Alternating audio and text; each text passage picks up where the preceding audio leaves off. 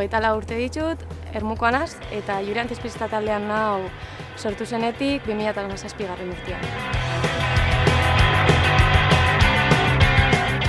19 urtekin hasi nintzen hausnarketa bat eitzen, eta erabaki nuen vegetarian egitea. Osioa zala, zozer gaizki zijoala. Hau ez da bidezkoa, enoia parte hartzen. Gero konturatu nintzen vegetarian izan da. Bai, espezista izaten jarretu nintzela, eta vegano nintzen. Konturatzen zara, gauza egina, ez? Horrekin ez dela nahikoa, janari ohitura batzuk aldatzeekin animaliak, horrek ez duela ekartzen animalien askapena. Orduan ekintzaile egitea erabaki nuen. Eta nire kasuan liburuak, dokumentalak ikustea edo eztabaidatzea orokorrean piat lagundu dozta, azkenean gizartea espezista delako. Eta nire bai gizarte honen barri nagoelako. Niretzat izan zen behar bat. Hori da, modu bat kanalizatzeko, barruan dakagun dana, gure ideiak eta gure indarrak. Aiuri sortu zen 2017ko irai aldera, aurretik horre ideia bat zeuan, elkartu ginen pertsona talde bat, eta zen, hemendik aurrera zer nahi dugu, edo ze behar ikusten ditugu erantzunak emoteko, izango da erantzun puntual bat, edo denboran zehar lan egingo duen talde bat, eta bi helburu nagusi finkatu genituen, ez? Alde batetik herrian antiespezismoa den borroka zabaltzea, hedatzea eta bizibilizazio ematea, eta gero beste alde batetik espezismoa salatzea, erantzuna ematea eta hemen gaudela esatea.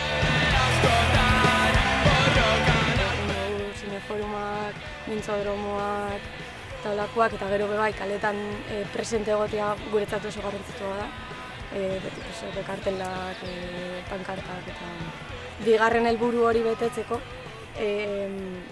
proposatzen dugu, ez? Goazen hitz egitera aber ze dagoen hemen, ze aldatu behar dan, baina badakigu askotan hori ez dela nahikoa, orduan guretzat bebai ekintza zuzena oso herramienta potentea da espezismoari aurre egiteko.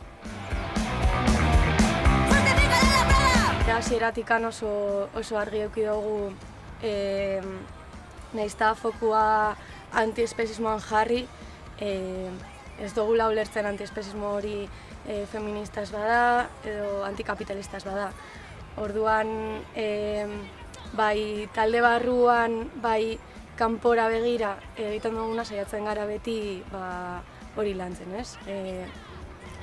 Dakagu talde barruan komisio esmisto bat, animalien askapenen aldeko mugimenduan ekintzaile gehienak emakumeak gara, baina gero beti erreferenteak direnak edo pankarta eramaten dutenak edo beti hitza hartu nahi dutenak dira gizonezkoak, ez? Orduan bebai hori lantzeko edo horren lanketa itzen dugu bai, kanpora begira gure toki hori aldarrikatzeko eta guri bizibilizazio ematen. Modu asambleario batean funtzionatzen du, astero elkartzen gara, erabakiak asamblea barruan hartzen dira, eta komisio esmistuan bebai, komisio esmistuak erabakiak hartzeko gaitasuna du. Horizontala gara, gero ez da gehiago ematen dugu garrantzia bebai zaintzari, ez? Talde barruan ez badago zaintza bat, azkenean lan egitea oso zaila ematen da eta kanpora begira bebai gauzak egitea zaila da, orduan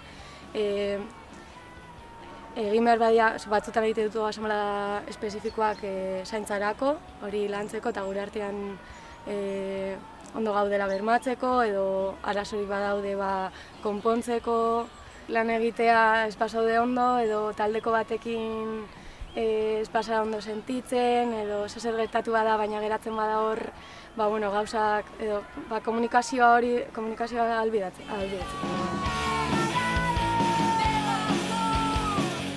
Gero denborarekin jungara gure lan egiteko modu propioa sortzen, herri baten gaudelako, gure borroka fronteak edo gure beharrak igual beste batzuk direlako, baina beti, askekintza guretzat beti izan da talde erreferente bat.